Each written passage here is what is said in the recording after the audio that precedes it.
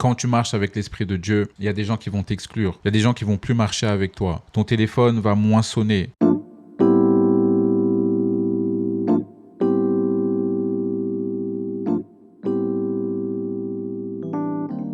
Hello, c'est Emmanuel. Bienvenue sur le podcast Parlons Dieu. Sur mon podcast, on parle de la vie chrétienne, on parle de la foi chrétienne, mais avant tout, on parle de Jésus-Christ. Et l'épisode d'aujourd'hui, c'est pourquoi les gens ne t'aiment pas.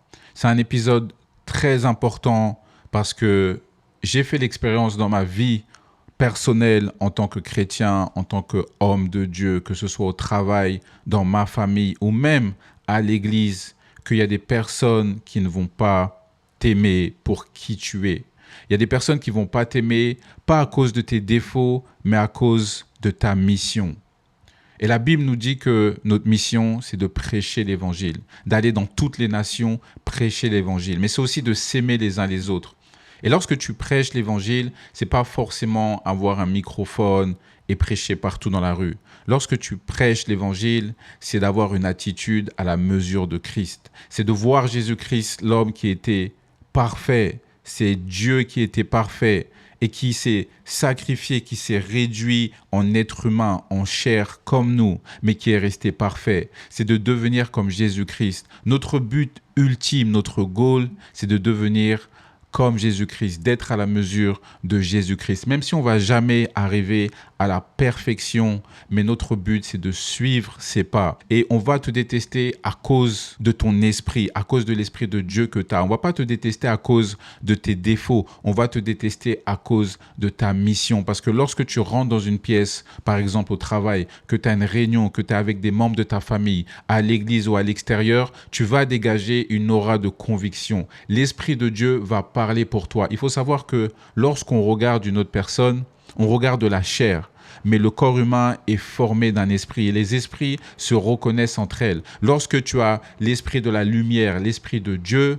cet esprit-là va reconnaître l'esprit du darkness, l'esprit du mal. Les esprits se reconnaissent entre elles. Et il y a des fois, lorsque j'étais au travail et que je rentrais dans une réunion ou que je rentrais avec des clients, je me demandais pourquoi est-ce que les gens me regardaient bizarrement, pourquoi est-ce que les gens étaient mal à l'aise. Jusqu'à que je comprenne que lorsque tu as l'Esprit de Dieu avec toi, lorsque tu as l'Esprit de la lumière avec toi, lorsque l'Esprit Saint t'accompagne partout où tu vas, les gens vont reconnaître ton aura. Les gens auront une conviction. Lorsque tu rentres dans une pièce avec assurance, les gens vont commencer à te détester, pas à cause de tes défauts, pas parce que ces personnes-là te connaissent, mais parce qu'elles vont reconnaître ton esprit d'intégrité. Tu vas être avec des collègues au travail et que tu vas pas gossiper, tu vas pas parler derrière le dos des gens, tu vas pas mentir, tu vas pas rigoler sur des sujets qui sont sérieux, tu vas pas avoir des commentaires racistes ou des commentaires qui seront déplacés à propos de certaines personnes où les gens autour de toi, dans ta famille, dans ton assemblée, tes amis vont voir que tu as une aura spéciale et ça va inciter les autres personnes à se confronter à leur propre paresse. Ça va inciter les autres personnes à se confronter à leurs blessures, à leur vulnérabilité, à leurs compromis spirituels. Et les gens n'aiment pas ça. En tant que chrétien, souvent, on veut élever les personnes, on veut parler de Dieu, on veut convaincre les personnes autour de nous de faire du bien.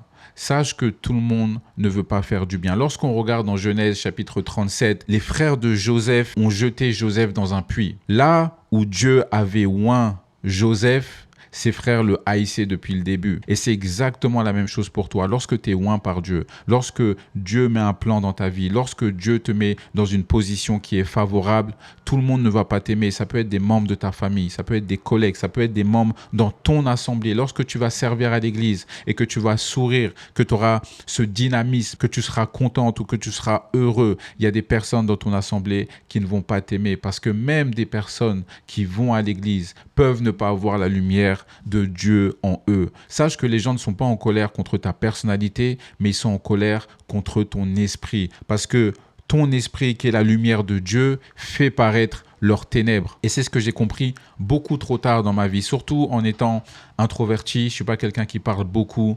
Et je sais que mon silence est souvent confondu comme de l'arrogance.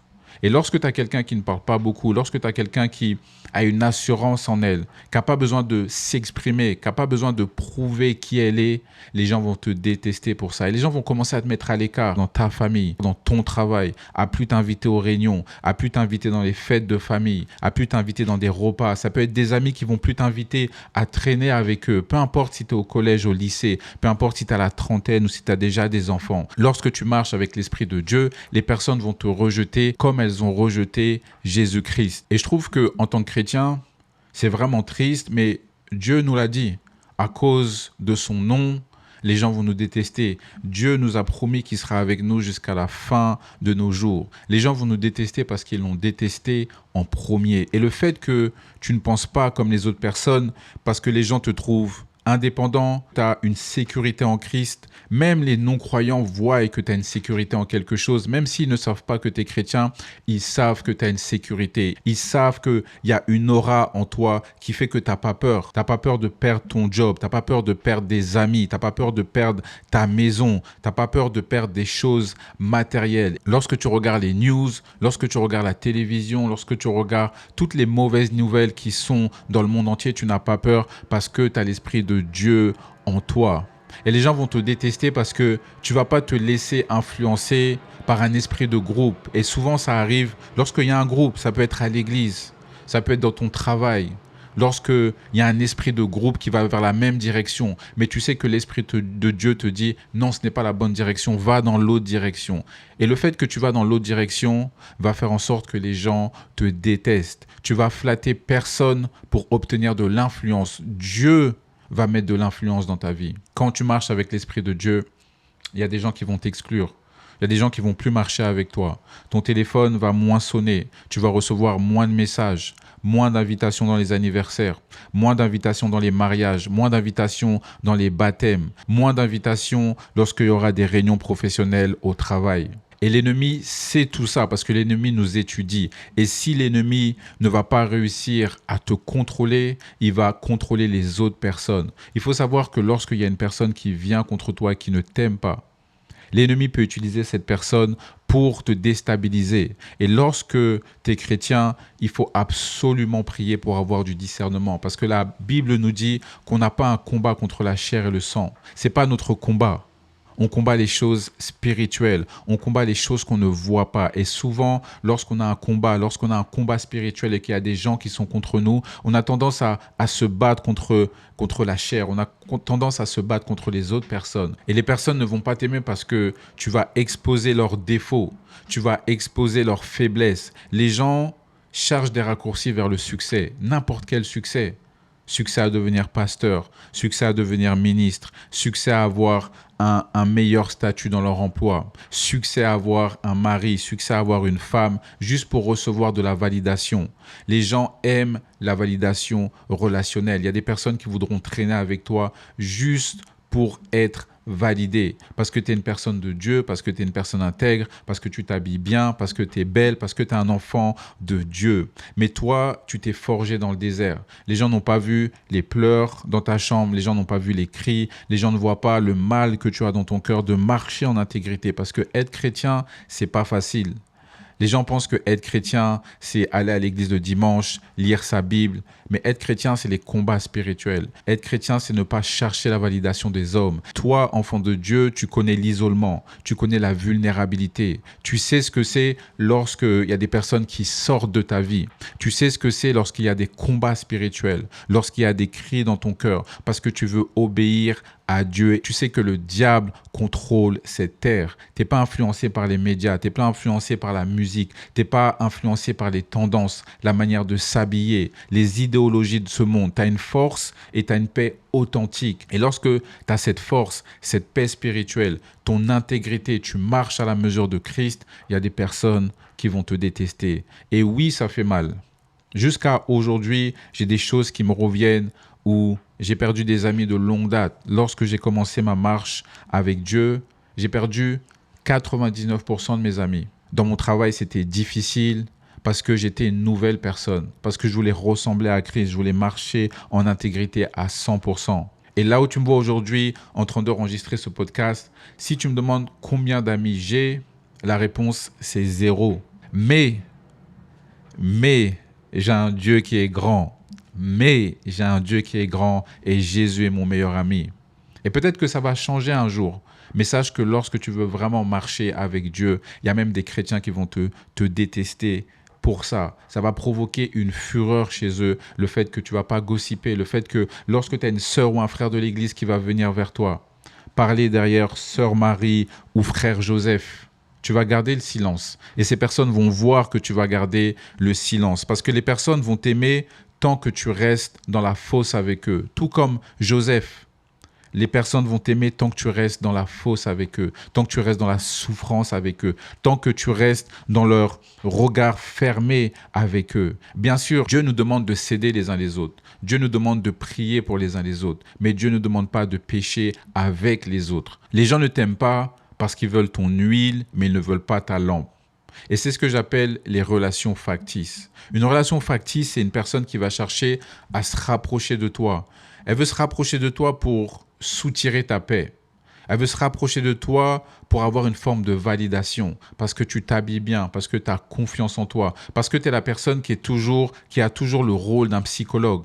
Lorsqu'une personne sera dans ta présence, tu seras toujours là pour donner les bons conseils. Tu seras toujours là pour envoyer le premier texto. Tu seras toujours là pour appeler les personnes. Tu seras toujours là pour subvenir aux besoins des personnes qui sont autour de toi. Les personnes vont aimer ta stabilité. Les personnes vont aimer ton influence. Et c'est ce que j'appelle les relations factices. Ils veulent l'huile, mais ils ne veulent pas la lampe. Et lorsque tu as l'huile, c'est que tu as fait une marche avec Dieu où tu as connu, entre guillemets, le feu, tu as connu le désert, tu as connu les tempêtes. Tu étais à un stade où tu étais en bas, où tu n'avais pas confiance en toi. Et dans ta marche avec Dieu, Dieu t'a montré des choses.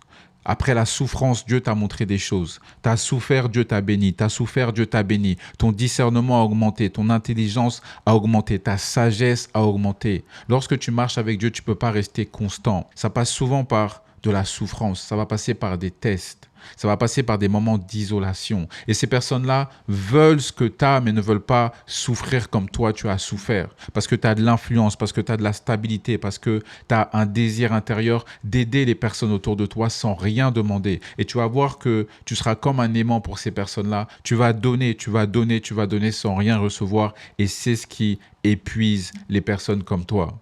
Et c'est pour ça qu'il y a des gens aussi qui ne vont pas t'aimer. Parce que lorsque elles auront pris ce que tu as, et tu vas arrêter de donner. Un jour, tu vas dire « Non, c'est plus possible ». Ces personnes-là vont commencer à te détester. Ces personnes-là vont commencer à lancer des rumeurs sur ta vie. Mais quand tu mets des limites et de la discipline, ces personnes-là changent de discours. Ces personnes-là vont lancer des rumeurs sur ton nom. Ces personnes-là veulent profiter de ta découverte, veulent profiter de ton esprit, veulent profiter de ton aura, mais elles ne peuvent pas accepter les limites de ta mission. Et toi, en tant qu'enfant de Dieu, tu es en mission. Tu es en mission de faire le bien. Tu es en mission de prêcher la parole de Dieu par ton attitude. Si tu te reconnais, je sais que ce n'est pas un message facile, mais il faut que tu comprennes que Dieu voulait te parler aujourd'hui. S'il y a des personnes qui te détestent, malgré que tu fasses le bien, Dieu nous demande de ne pas rechercher la validation des hommes, mais de rechercher sa validation à lui. Et Dieu va te bénir. Peut-être pas dans ce temps-là, peut-être pas cette année. Parce que souvent, en tant que chrétien, on recherche les bénédictions matérielles. Dieu nous bénit spirituellement. Lorsqu'on passe dans le désert, lorsqu'on passe par des moments de test, Dieu nous donne de la sagesse. Et la sagesse, il n'y a aucune somme d'argent qui équivaut à la sagesse que Dieu met en toi. C'est pour ça que les gens te détestent aujourd'hui. Mais reste dans la foi, reste en Dieu, ne lâche pas. Je sais que c'est dur. Il y a des moments où on a envie de pleurer, on a envie de lâcher la foi chrétienne. C'est difficile, on a envie de parler à quelqu'un, on a envie de se faire comprendre. Mais la meilleure posture, c'est toujours de rentrer dans sa chambre secrète, toujours de communiquer avec le Saint-Esprit. Dieu nous a envoyé le Paraclétos, qui est le Saint-Esprit. Il nous a promis que le Saint-Esprit est avec nous à tout moment. Dieu veille sur nous. Alors si tu as eu ce moment de découragement dernièrement, sache que Dieu t'aime, il a un appel dans ta vie et il va changer les choses en bien. Alors je veux vraiment t'encourager aujourd'hui que si tu ressens un rejet, si tu ressens qu'il y a des personnes qui ne t'aiment pas, si tu as perdu quelqu'un à cause de ton huile, sache que Dieu a toujours une mission pour toi. Dieu voit ta souffrance et c'est dur de le savoir avec notre chair humaine, c'est dur de le savoir, de se dire Dieu est toujours avec moi. Parce qu'on ressent que des fois, Dieu n'est pas là. On prie, mais ça ne change rien à notre circonstance. Mais sache que Dieu tient toujours ses promesses. Alors, je voulais juste t'encourager aujourd'hui de ne pas perdre la foi, de vraiment aller de l'avant. Parce que le trésor qu'on a, c'est un trésor caché. Le trésor qu'on a en tant que chrétien, c'est un trésor que les non-chrétiens ne comprennent pas. C'est une folie pour eux. Mais nous, on connaît ce trésor et Dieu nous a promis d'être là avec nous jusqu'à la fin des temps. Et de ne pas regarder à nos circonstances, mais de regarder à la croix, de regarder à la vie éternelle. Parce que ce temps sur cette terre est limité. Le temps qu'on va passer sur cette terre, c'est juste limité. C'est juste ça. On regarde à la vie éternelle. Merci d'avoir écouté ce podcast. Surtout, laisse un commentaire, laisse un like et partage cet épisode si cet épisode t'a plu. Et je te dis à la prochaine pour un nouvel épisode. Bye.